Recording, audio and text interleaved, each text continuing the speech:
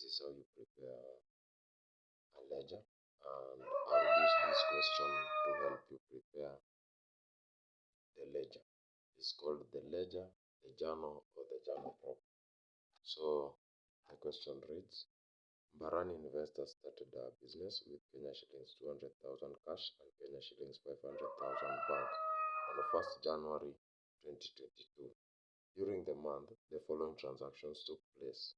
So on January 2nd, purchase goods Kenya shillings 45,000 cash. On 4th, cash sales Kenya shillings 10,000. On 5th, received a check for Kenya shillings 5,000 from Mugando. On 7th, paid rent Kenya shillings 6,000 cash. On 10th, bought furniture for Kenya shillings 4,000 paid by check. On 15th, paid salaries Kenya shillings 50,000 cash. You are required to journalize the transactions above and to post the transactions into the relevant ledger accounts and balance of the accounts. And lastly, you are supposed to extract a trial balance as at that 1st January 2022 from the results into above. So we are going to tackle only the first part. Then in the next video, we shall know how to post the transactions into the relevant ledger, and then we shall see how we balance them off. So I begin with the journalization of the transactions. So the first step you do, you are required to journalize the transactions. So a journal is called a journal. It's called a journal. A ledger is also called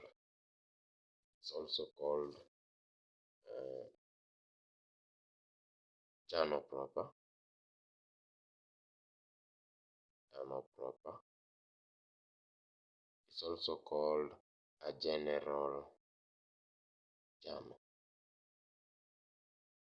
So another word for it is also called a daybook. A daybook. And I shall show you the steps to follow as you prepare your journal. And I'm going to use the questions. They are just beside us. So the first thing you do, you draw the journal itself. It has got 3 columns. Sorry, 4 columns, not 3 columns. So it has got 3 columns. Begin by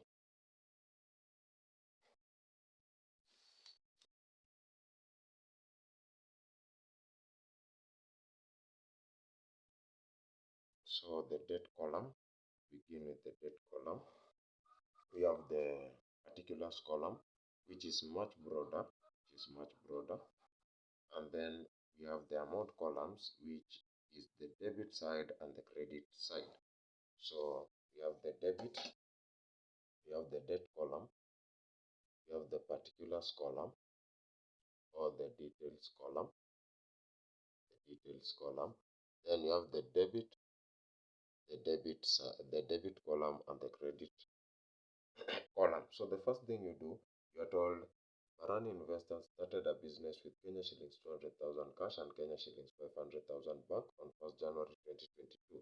So you write the month and the year, which was 2022, and it was on 1st. You are supposed to record the first transaction whereby started a business with cash, so cash account and bank account. These are the amounts that came into the business. So 200,000 cash, right, on the debit side because you are receiving, and 500,000 bank. So these two, since they were used to start the business, we call them capital. So capital account is the summation of the two, which is 700,000.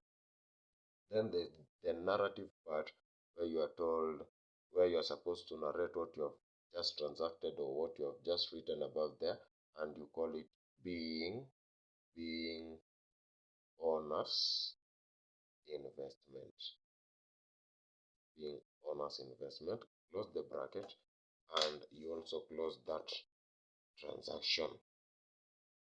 We go to the second transaction, whereby you are told on second you are told purchase goods Kenya shillings 45,000 cash. So this first transaction, you are done with it. We go to the second, whereby you are told purchase goods Kenya shillings 45,000 cash. So goods are coming in. When goods are coming in, we call them purchases. or when you purchase items or goods, we call that purchases in accounting. So purchases account 45,000 is coming in, so you debit, and then you have used cash, so cash is decreasing in your account, so cash account 45,000. What is this? Is called being cash purchases. It's called being cash purchases, and then you close it. You go to the that transaction. That transaction you are told transaction you are told on fourth you are told cash sales of Kenya shillings 10,000. So you have made sales, so you are receiving cash. So cash account is debited with 10,000, and then you have made what we call sale of goods. So in accounts is called sales account, and is still the same amount, which is 10,000. Call it being cash sales. Close the bracket, and then the next transaction is happening on the next transaction is happening on 5th. So on 5th, you are told received a check for Kenya shillings 5,000 from Muhando. So when you receive a check, it means your bank account is increasing. So bank account of 5,000, and then you are having that check coming from Muhando, which affects Muhando's account, and it decreases the account with 5,000. You call it being bank deposits. Being bank deposits. Close that. You can also call it in other terms being payment from Muhando. You can also call it being payment from Muhando. And then on 7th, with the next transaction which is happening on 7th, you are told paid rent Kenya shilling 6,000 cash. So when you pay rent, you have received that rent because you'll be using the facility. So rent of 6,000, that one is debited, and then you are having cash decreasing because you have spent cash to pay for that rent. So cash account of 6,000, and you narrate it as being rent paid. Close that bracket, then you close the transaction, and then you open you record the 10th or the other transaction which is happening on 10th. Bought furniture for Kenya shillings 4,000 paid by check. Bought furniture for Kenya shillings 4,000 paid by check. So you have bought furniture, so furniture is coming into your business, so furniture account. So the furniture is also debited, so furniture account is debited and is debited with 4,000. And then you have spent money from the bank, so you have paid using a check, so bank account is decreasing with the same amount, which is 4,000. Narrate it and call it being furniture purchased. Being furniture purchased. Close that bracket, and then we go to the next transaction, which is happening on the next transaction is happening on 15th. So on 15th, we are having salaries being paid for Kenya shillings 50,000 cash. So salaries are benefiting the business. So it's an indirect payment, is coming back to the business. So 50,000 because it's used to benefit the workers of the business. And then cash account is decreasing because you have used cash to pay the salaries. So 50,000. So narrate it as being salaries paid.